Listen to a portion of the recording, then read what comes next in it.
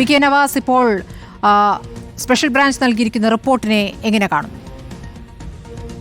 സ്മൃതി, നിങ്ങളുടെ ഈ ചർച്ച ആരംഭിക്കുന്ന മുമ്പ് റിപ്പോർട്ടർ ചാനലിൽ ഡോക്ടർ അരുൺകുമാറിൻ്റെ ചർച്ച നടന്നുകൊണ്ടിരുന്നു. അതിൻ്റെ അവസാനത്തെ മിനിറ്റുകളിൽ CPM പ്രതിനിധിയായി ചർച്ചയിൽ പങ്കെടുത്തിരുന്ന ശ്രീ അരുൺ, അദ്ദേഹം പറഞ്ഞൊരു വാചകമുണ്ട്. രാഷ്ട്രീയമായി ഒരാളെ വ്യക്തിഹത്യ ചെയ്ത് അദ്ദേഹത്തെ നിരന്തരമായി ആക്രമിച്ച് മുന്നോട്ട് പോകാനാണോ BJP ഉദ്ദേശിക്കുന്നത്? അതിലെന്ത് രാഷ്ട്രീയ ധാർമ്മികതയാണുള്ളത് എന്ന ചോദ്യം അവസാനിക്കുന്നിടത്താണ് ഡോക്ടർ അരുൺകുമാറിൻ്റെ ഡിബേറ്റ് അവസാനിച്ചത്. ഇപ്പോൾ സ്മൃതി ആരംഭിക്കുമ്പോൾ ചർച്ച മറ്റൊരു വിഷയത്തിലേക്ക് വന്നിരിക്കുന്നു. ഞാൻ CPMൻ്റെ പ്രതിനിധി അരുൺ ചോദിച്ച അതേ ചോദ്യമാണ് ചോദിക്കുന്നത്. ഒരു സ്ഥാനാർത്ഥി എന്ന രീതിയിൽ രാഹുലിനെ എത്രമേൽ വലിയ അക്രമമാണ് രാഹുലിൻ്റെ പേരിലും അതുപോലെ തന്നെ ശ്രീ ഷാഫി പറമ്പിലിൻ്റെ പേരിലും ഇവർ തിരഞ്ഞെടുപ്പ് സമയത്ത് നടത്തിയിരുന്നത്. വലിയ രൂപത്തിൽ അക്രമം നടത്തിയെന്ന് മാത്രമല്ല, അവർ യഥാർത്ഥത്തിൽ എന്തോ കൊള്ളസംഘമാണ് എന്ന് ചിത്രീകരിക്കുന്ന രൂപത്തിലേക്ക് വ്യാപകമായ പ്രചരണം തിരഞ്ഞെടുപ്പ് ഘട്ടത്തിൽ നടത്തി. ഇതൊരു നീലപ്പെട്ടിയിൽ ആരംഭിക്കുന്നതോ ഒരു നീലപ്പെട്ടിയിൽ അവസാനിക്കുന്നതോ അല്ല. സ്മൃതി, കേരളത്തിൻ്റെ തിരഞ്ഞെടുപ്പ് പശ്ചാത്തലങ്ങളിൽ നമ്മളെപ്പോഴും ഇത്തരത്തിലുള്ള നുണക്കഥകൾ കേട്ടിട്ടുണ്ട്. CPM എപ്പോഴും അതിന് നേതൃത്വം കൊടുത്തിട്ടുമുണ്ട്. നമുക്കറിയാം, വടകരയിലെ കാഫിർ സ്ക്രീൻഷോട്ട് ഇപ്പോൾ എവിടെ എത്തി നിൽക്കുന്നു? തൃക്കാക്കരയിലെ വീഡിയോ ഇപ്പോൾ എവിടെ എത്തി നിൽക്കുന്നു? അഴീക്കോട്ടെ വർഗീയതയുടെ പാംപ്ലെറ്റുകൾ ഇപ്പോൾ എവിടെ എത്തി നിൽക്കുന്നു? മലപ്പുറത്ത് വർഗീയമായ വാട്സപ്പ് സ്ക്രീൻഷോട്ടുകൾ ഇപ്പോൾ എവിടെ എത്തി നിൽക്കുന്നു? അപ്പോൾ ഓരോ തിരഞ്ഞെടുപ്പ് സമയത്തും ജനങ്ങളെ കബളിപ്പിക്കാൻ, ജനാധിപത്യ രീതിയിലൊരു തിരഞ്ഞെടുപ്പ് ആ ജനങ്ങൾ വോട്ട് ചെയ്യാൻ വേണ്ടി പോകുമ്പോൾ അവരെ മറ്റെന്തൊക്കെയോ പറഞ്ഞ് തെറ്റിദ്ധരിപ്പിച്ച് അവരുടെ വോട്ടുകൾ യഥാർത്ഥത്തിൽ തട്ടിയെടുക്കാനുള്ള ഒരു ഗൂഢശ്രമമാണ് ഈ തിരഞ്ഞെടുപ്പ് ഘട്ടങ്ങളിൽ CPM നിരന്തരമായി ഉപയോഗിച്ചുകൊണ്ടിരിക്കുന്നത്. ഇനി ഇവിടെ ഇതോടെ അവസാനിക്കണം. കാഫിർ സ്ക്രീൻഷോട്ട് CPM വിട്ടു, അവരുടെ ആവശ്യം കഴിഞ്ഞു. തൃക്കാക്കരയിലെ വീഡിയോ, അതിൽ അന്വേഷണമൊന്നുമില്ല, CPM അത് ഉപേക്ഷിച്ചു. അഴീക്കോട്ടെ പാംപ്ലെറ്റിൻ്റെ കാര്യത്തിൽ അവരത് വിട്ടു, അവർ ഉപേക്ഷിച്ചു. മലപ്പുറത്ത് ഉപതെരഞ്ഞെടുപ്പുണ്ടായ ഇത്തരം വിഷയങ്ങൾ അവർ ഉപേക്ഷിച്ചു.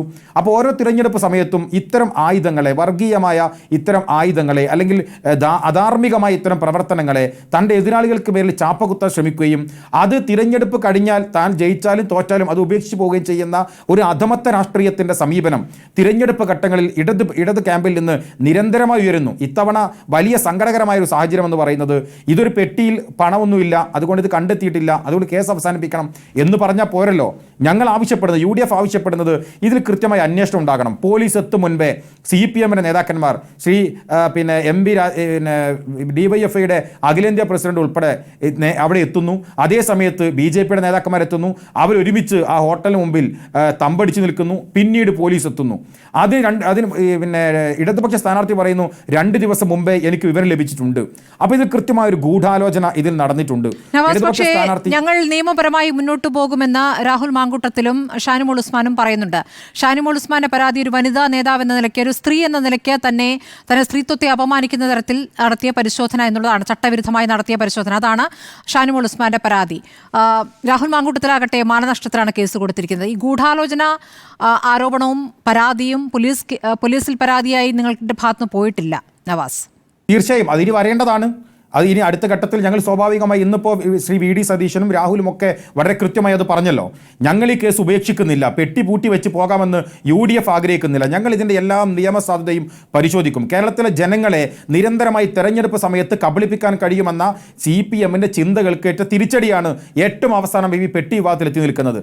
അതിൻ്റെ തുടർന്നുള്ള ഗൂഢാലോചന ഉൾപ്പെടെ പരിശോധിക്കപ്പെടണം, അതിൽ അന്വേഷണം ഉണ്ടാകണം, അതിൽ നടപടി ഉണ്ടാകണം എന്ന് UDF ആവശ്യപ്പെടുന്നുണ്ട്. അതിന് കൃത്യമായ നിയമ നടപടികളുമായി ഞങ്ങൾ മുന്നോട്ട് പോകും.